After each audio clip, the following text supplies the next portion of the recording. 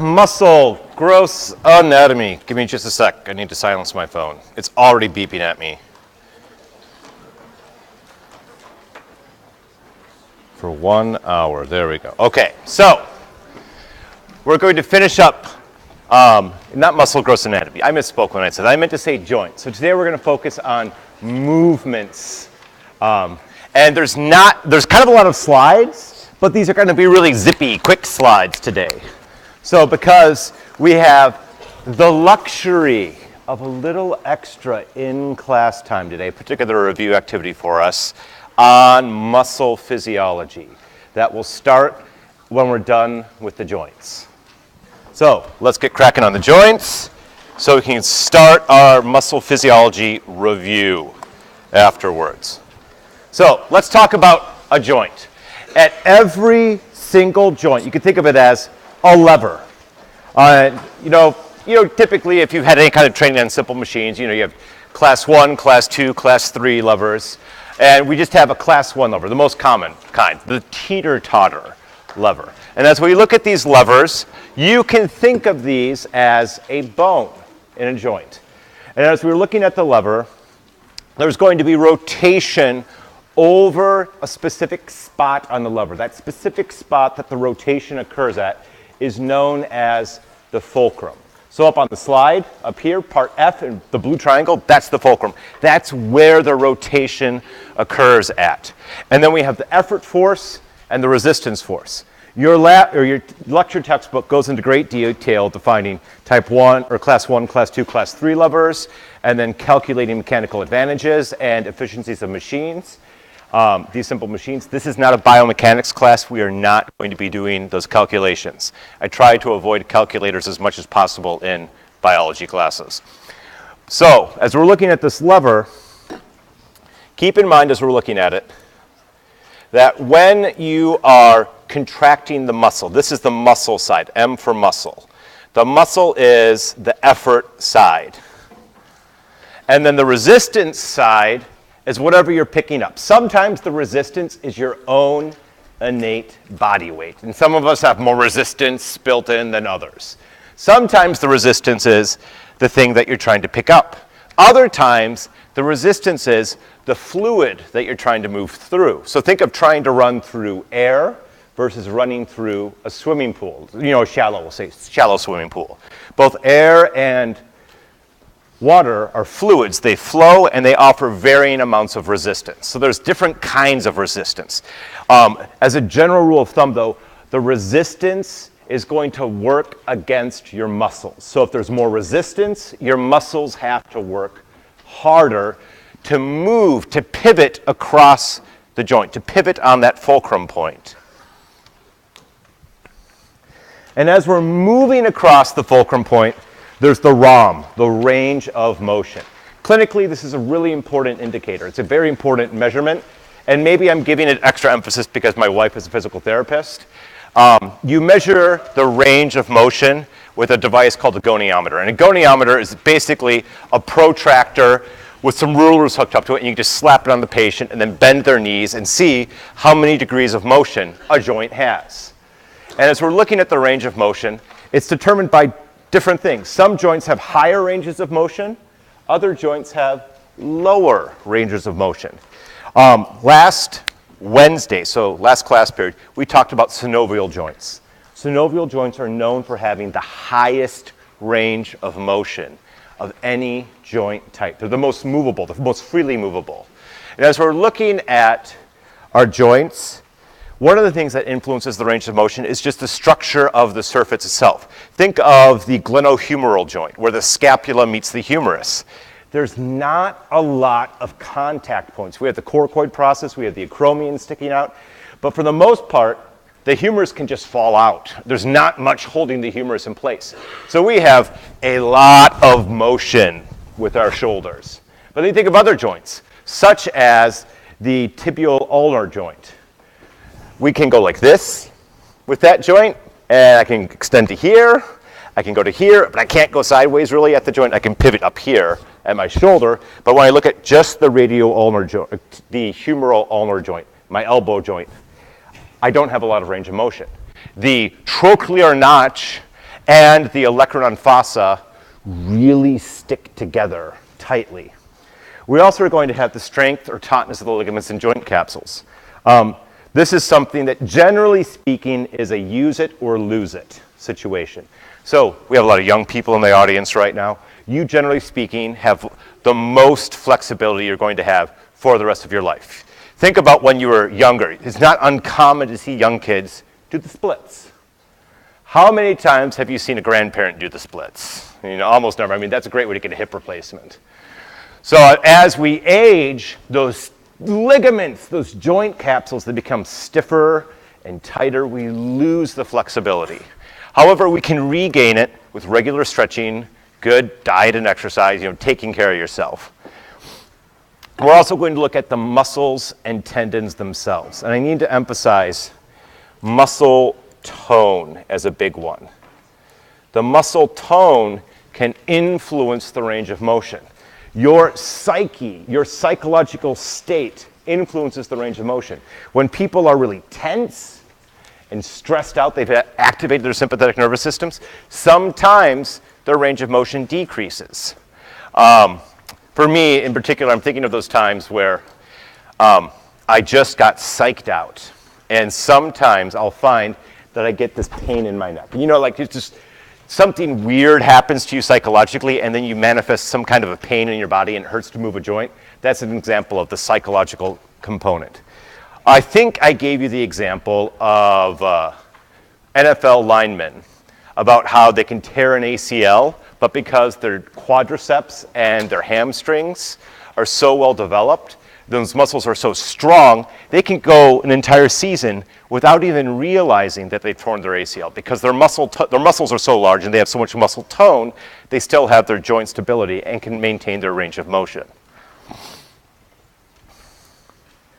So as we're looking at our joints and the range of motion, some joints you can only move in one direction, some you can move multiple ways, and some you can move many ways. So as we're looking at these joints, we're going to think of planes of movement in terms of, you can think of X, Y, Z coordinates, or you can think in terms of slices of the body. So we can move in the transverse plane, you can move in the coronal or frontal plane, or you can move in the sagittal plane. Or you could say XY versus XZ versus ZY. Don't quote me on those. It's been a while since I've used three-dimensional Cartesian coordinates. So let's think transverse plane, sagittal plane, and coronal or frontal plane. And some joints can only move in one.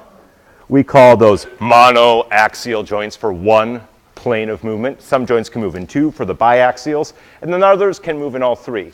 Generally speaking, there's no free lunch. So as you have more movement in more planes, you have increased instability.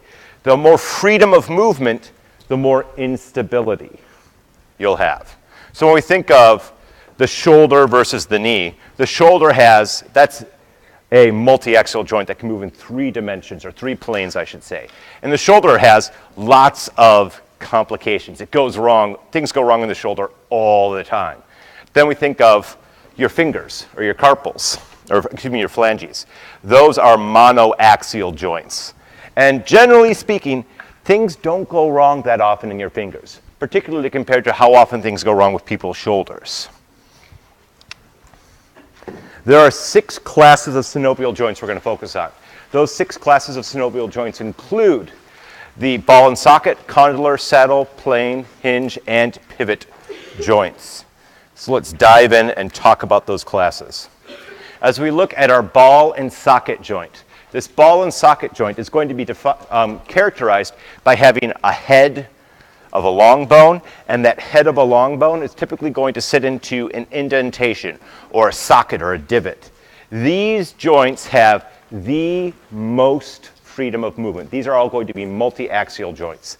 The classic examples of ball and socket joints include the shoulder and the hip. And then we're also going to look at condylar joints. The old school name for condylar joints is ellipsoid joints, And as we look at these condylar joints, they are going to be typically located in our hands. When we think of these condylar joints, think of the joint between a metacarpal and a phalange.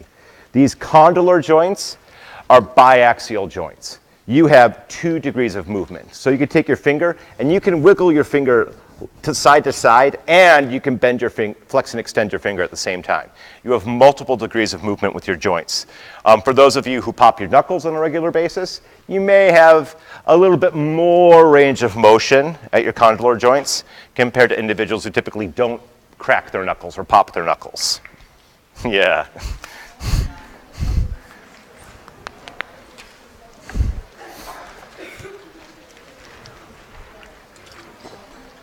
Our next category of joint is the saddle joint. As we look at our saddle joint, it resembles, well, for lack of a better shape, it's called a hyperbolic paraboloid. That's the technical geometry term. But just think of it as a saddle shape.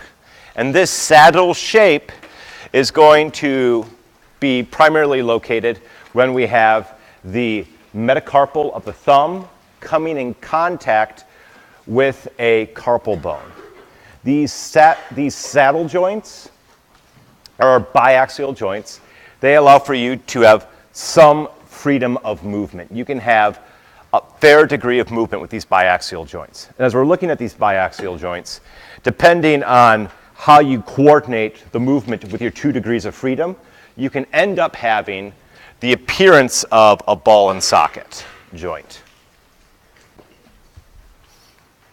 We're also going to have plane joints. Our plane joints are one of the most immovable synovial joints.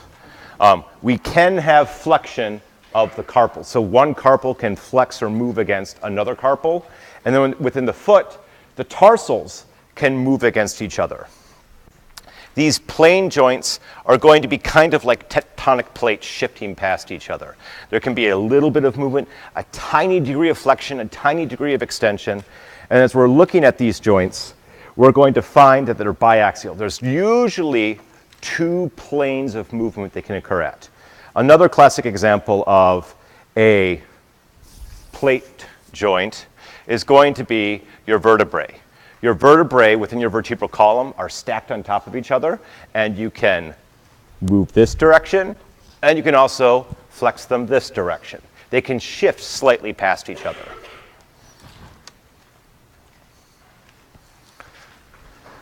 The elbow's kind of a fun joint because there's multiple kinds of joints within the elbow.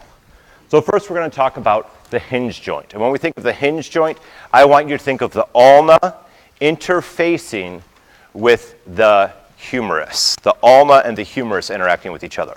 And within that hinge joint, we find that these joints are highly stable.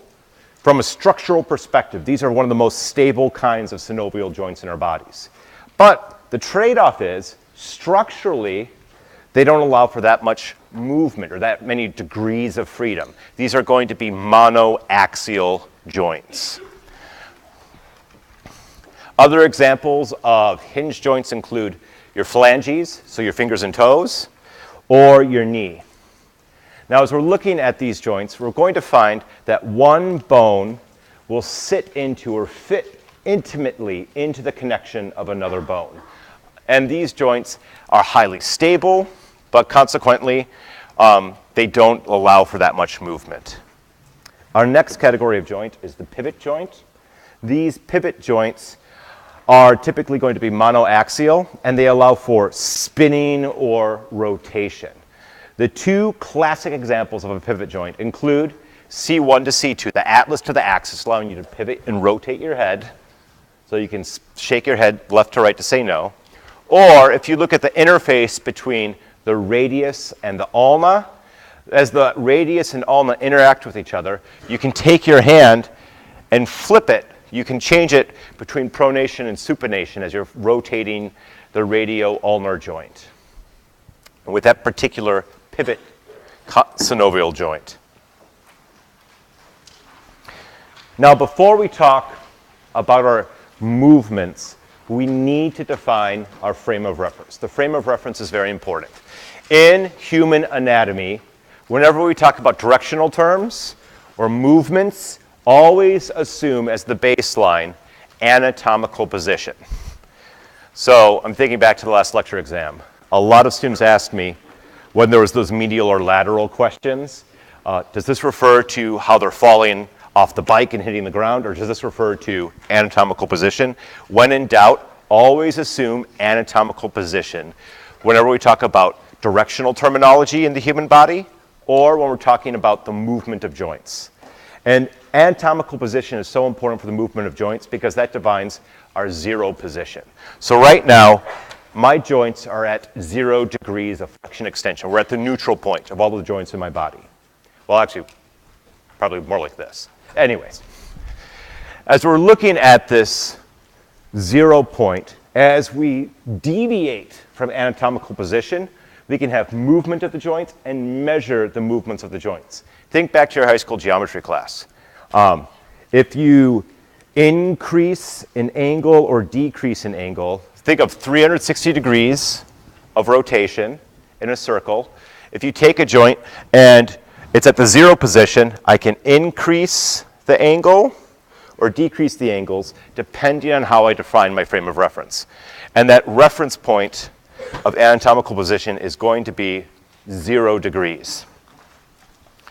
So at this point, this should be review for nearly everyone in this room because you had it in lab this week when your fearless lab assistant was demonstrating the joints for you. And some of the lab assistants had you even get up and stand around and move that. Move with the joints. Because of how narrow these rows are, I am not going to ask you to stand up and do the joint dance with me. So I'll just be doing it up in front. First we have flexion. And when we look at flexion, we're going to decrease the joint angle. So that joint angle is going to become smaller. The classic example of flexion is going to be the flexing of the biceps brachii as the elbow decreases the joint angle. So from 0 position, I have a straight line. And think of geometry. Straight lines in your geometry class were 180 degrees. So if I go from 180 degrees to 90 degrees to 45 degrees, that degree measurement is decreasing. I am flexing that joint. And then the opposite of that is going to be increasing the degrees over the joint. So if I go from 45 degrees to 90 to 180 degrees, I am increasing the degrees over the joint. I am extending that joint. Now, the elbow should stop at 180 degrees.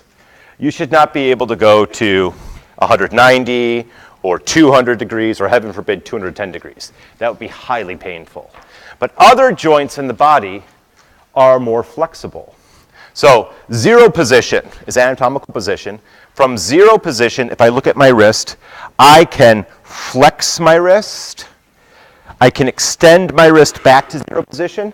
But if I go beyond that 0 position, I can hyperextend my wrist. You are naturally able to hyperextend some joints in your body as part of a natural, healthy range of motion. As we look at the wrist, most people, for a healthy range of motion of the wrist, are going to have about 180 degrees of rotation or range of motion over the wrist. Other joints, like your elbow, you typically are going to have about 160 degrees for your range of motion.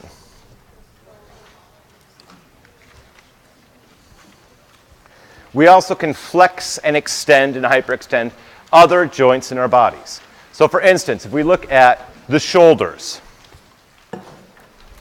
from baseline, anatomical position, I can take my shoulder and flex my shoulder, or I can extend my shoulder, or I can hyperextend my shoulder.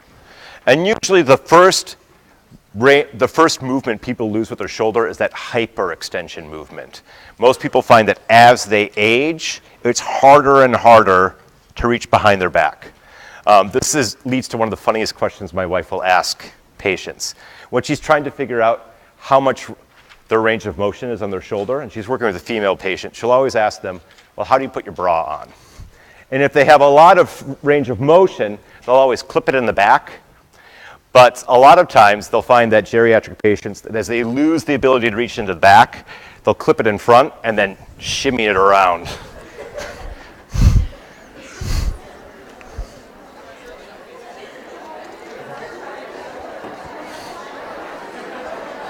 Yeah, it's pretty funny. Now, as we look at the hip, for flexion of the hip, we're going to, the hip is going to be up here with the femur, head of the femur meets the acetabulum with the coxal bone. Flexion of our hip is going to be raising the leg up. We have extension to here, and then hyperextension, pushing it behind you. And then as we look at the knee, the flexion of the knee is going to be the opposite direction of hip flexion. So with the hip, I can flex my hip when I bring my leg up, and I can flex my knee when I reduce the joint angle at my knee. So when I bring my toe closer to my gluteus maximus, or when I bring my heel closer to my gluteus maximus, that's going to be flexion at the knee. And we also have abduction and adduction. And we have the technical definitions and the way I remember it. So let's go to the technical definitions, or cover the technical definitions first. During abduction, a B as in boy duction, and yes, I'm sorry they sound so unbelievably similar to each other, but that's just the way they're defined. So we're going to go forward. During abduction, you are going to take an appendage and move it away from the midline of the body. During AD as in dogduction, you're going to take those appendages and move them towards the midline of the body. That's the technical definition. But really, here's how I learned it when I was a student.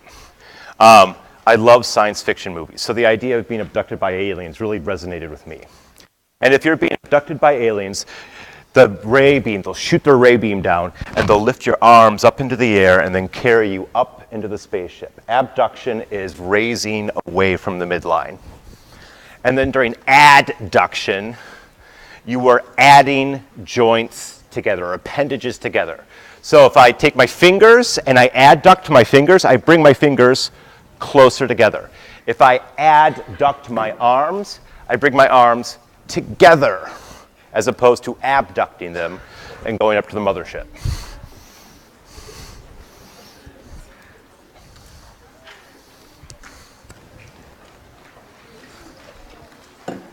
Now, as we look at elevation and depression, to elevate is going to be to raise superiorly. To depress is going to be to move in an inferior direction.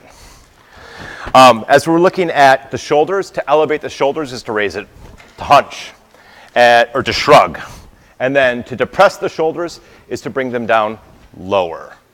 In the United States, a lot of shoulder pain or shooting pains that you have in your arm are related to the chronic elevation of the shoulders and the chronic flexion of the neck as people assume this position.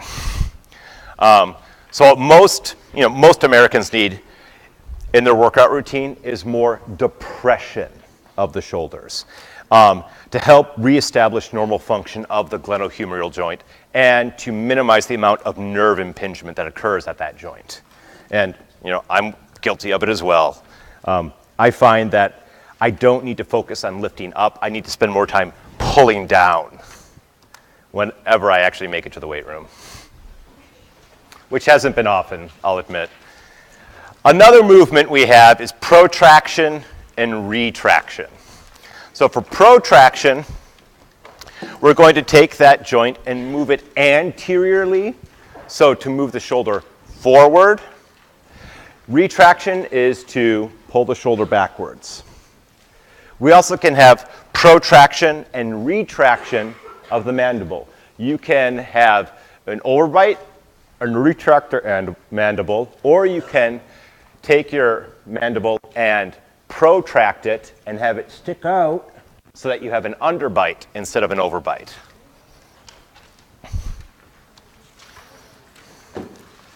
Our next movement is circumduction. And as we're looking at circumduction, the way I like to define circumduction is with an appendage, one end of the appendage, the proximal end of the appendage will be stationary, and the distal end of the appendage has a circular movement. And then while we're looking at this, you can just think of waving your arm in a circle, waving your leg in a circle. I should not stand behind the podium while I do that. Wave your leg in a circle. When you think of circumduction, I want you to think of the ball and socket joint. Circumduction is typically a movement associated with the ball and socket joints.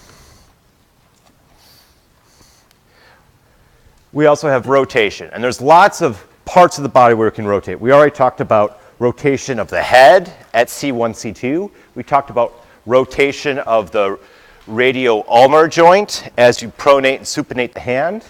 We also can rotate the lower arm. If you take your arm and you move that arm along a transverse plane, you can rotate that arm. And when we're going through these rotations, medial rotation will be moving towards the midline. Lateral rotation will be moving towards, or excuse me, away from the midline in the lateral direction. You can do the same with your legs as well. And when you laterally or medially rotate your legs, this can be the difference between walking with pigeon toes or chicken toes, depending on your local colloquialisms. So let's have a review question quick, because I've been hitting you with lots of vocabulary words. Suppose you cup your hands to hold some water. To limit the amount of water leaking through your hand, this action would most likely require what? What movement would be most important to keeping the water in your hands?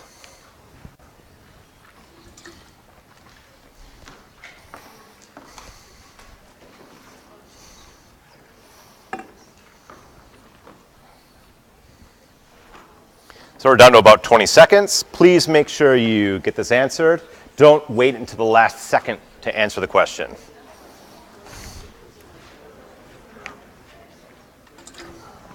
We're down to about 10 seconds. Make sure you answer it, preferably right now.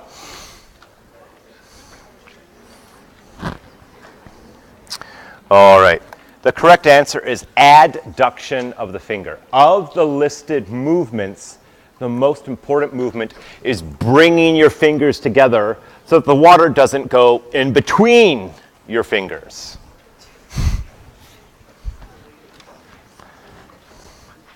Let's talk about pronation and supination. When you pronate, we find that if you look at the radius and the ulna are going to be forming an X. They'll crisscross with each other. And here's how I remember pronation. I don't think of the crisscrossing of the radius and ulna. I'm really big on alliteration. I love it when a bunch of words start with the same letter in a row. So if I can take my palms and have them, if I can pronate my palms and have them posterior, pronation of palms posteriorly, you can know that whenever you pronate in anatomical position, the palms are posterior. And keeping my palms in this orientation, pronation here is the palms pointing down. And there was an analogy I learned in Monday. I've never heard this analogy before, but apparently it's really common. To supinate is to hold soup, where your palms in anatomical position will be facing anterior.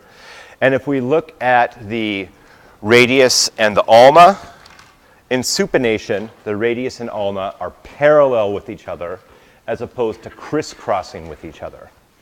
So right now I'm supinating my right hand, now I'm pronating, and even if I have my arm raised in front of my body, I can supinate and I can pronate. You can still have that same movement, the crisscrossing of the radius and ulna.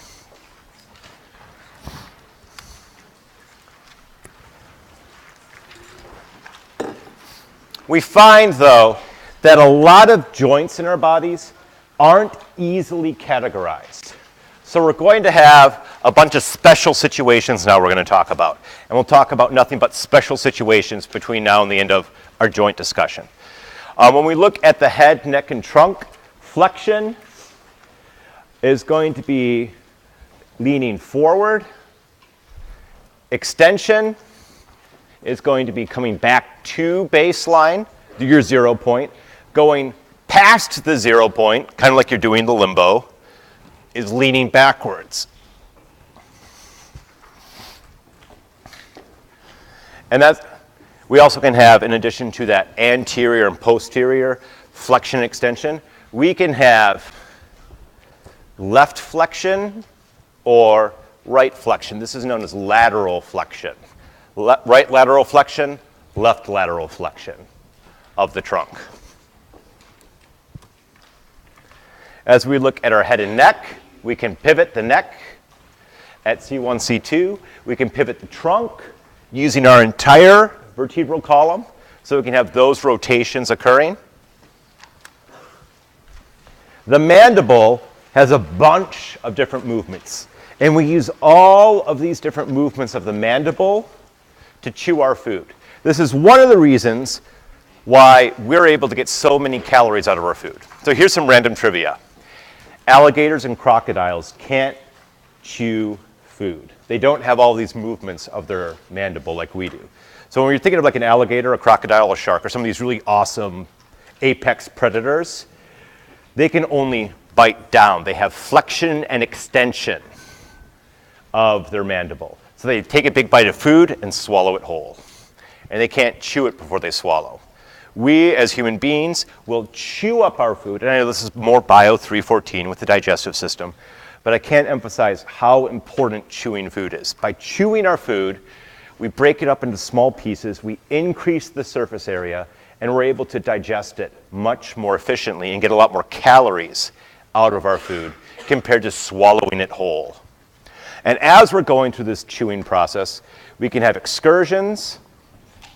These excursions are going to be left and right movements. A lateral excursion will be taking the jaw from the 0 point and moving it laterally. So when you think of chewing, how you take your jaw and grind the food side to side, that side to side movement of your jaw is going to be lateral and medial excursions paired with each other. We also can have protraction and retraction. Protraction being when you take your mandible and jut it out and have an underbite. Retraction is when you take your mandible and pull it back in and have an overbite. Your 0 point should be a very minor overbite. When I was a younger individual, I had a very minor underbite. I went through 5 years of braces. I had a lot of issues. So I had to get things reworked, so I had that minor overbite with my default position. And then we also have elevation and depression of the mandible, the down and up movements. As we're looking at the hand, wrist, and digits, we can have our abduction of the fingers, pulling the fingers apart. Adduction of the fingers is pulling the fingers together. As we look at flexion, we can have radial flexion when you tilt your wrist towards the thumb side or towards the radius. Ulnar flexion is tilting your wrist towards the ulna. And then we have traditional flexion and extension and hyperextension of the wrist. So depending on which movement you're looking at, there can be different kinds of flexion and extension because that wrist can move in multiple directions. When we have flexion of the fingers, I want you to think of making a fist. Extension of the fingers is going to be straightening your fingers out or letting something go.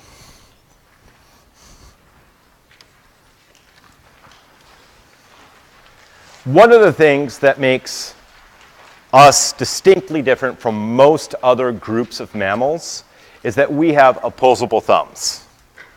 Having that opposable thumb gives us a big advantage in terms of being able to pick things up and grasp things, but it also complicates things when it comes to movements. We need to have extra terms for the extra movements of the thumb.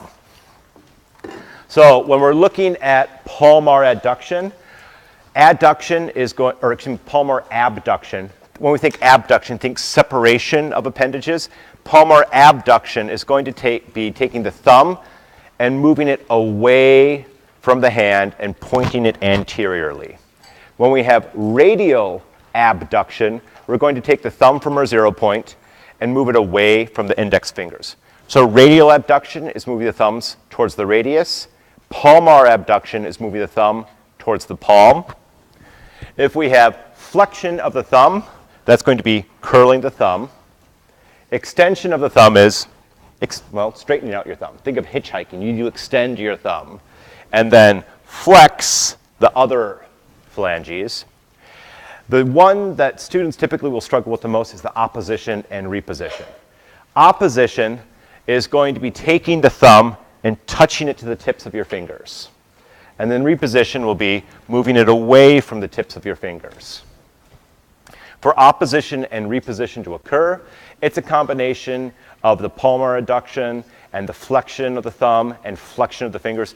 The opposition and reposition are kind of umbrella terms that encapsulate other smaller, more precise movements of the thumb and fingers.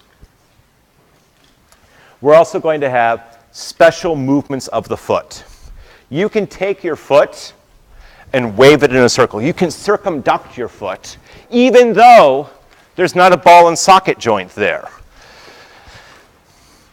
And as we're looking at the individual movements of the individual bones and the individual synovial joints, we can break it up into component movements. First, we have dorsiflexion and plantar flexion. For plantar flexion, at this point, I think you can connect the plantar side of your foot to pointing the toes down to the ground, pointing the toes plantar or closer to the plantar section. Ms. Londrich likes to say that when you plantar flex, you plant your toes in the ground. That's a really good way to remember it. So when you point your toes down or stand up on your tippy toes, you're plantar flexing your feet. We also have dorsiflexion. Dorsiflexion is the opposite of plantar flexion. It's going to be taking your foot and pulling your foot so that it points more towards the torso, the trunk, the face. So when you are dorsiflexing, you are pulling your toes up to look at your toes, maybe to inspect them, like, oh, do you like your toenail polish, or, whatever. Inversion and eversion of the feet are going to be a rotation of the foot along their longitudinal axes to make it so that the lateral margin of the foot is pointing down, or the medial margin of the foot will be pointing down. If you evert or have eversion, the medial margin of your foot will be down, and the lateral margin will be up. And then the opposite, when you have the inversion, the lateral margin of your foot will be down, and the medial margin of your foot will be raised up into the air. Most individuals, if you're slightly flat-footed, you're also going to be slightly everted, so that you have a little bit too much rotation medially, and that slight rotation medially makes it so that the arch of your foot is going to be pounded down to the point that eventually it'll be touching the ground. And then for those of you that are into running, a lot of times when you go to the running store or the shoe store, you can say, I'm a pronated runner, I'm a supinated runner. And when we think of the hand and wrist with pronation and supination, that's just a pivoting of the joint. And you can't necessarily do that with the foot. It's a completely different movement with the foot, even though it's the exact same vocabulary word. So when we think of pronation and supination of the foot, these are terms that describe multiple individual movements being combined together. So if we think of supination, to supinate the foot is to invert it, to move it towards the midline, and to plantar flex all at the same time. To pronate the foot will be to dorsiflex, evert, and abduct the foot all at the same time. Move the toes away from the midline of the body.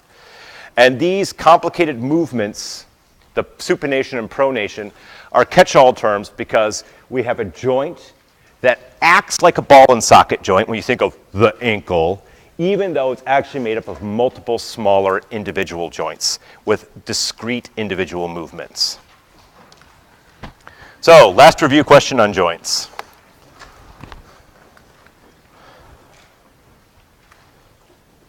The tip of the soles, to tip the soles of the feet medially so that they face each other requires blank. Tipping them out laterally so that they face away from each other is blank.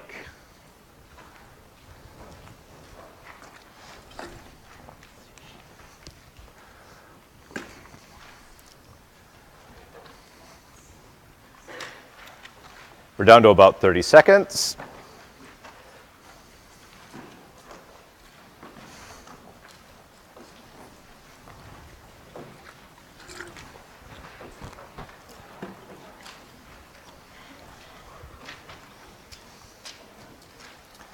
We're down to 10 seconds. Please make sure you answer.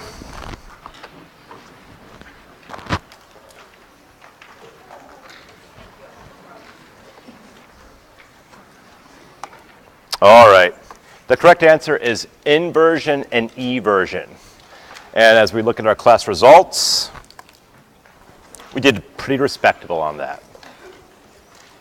So we have our review activity. When we're looking at our review activity, guys, gals, we have about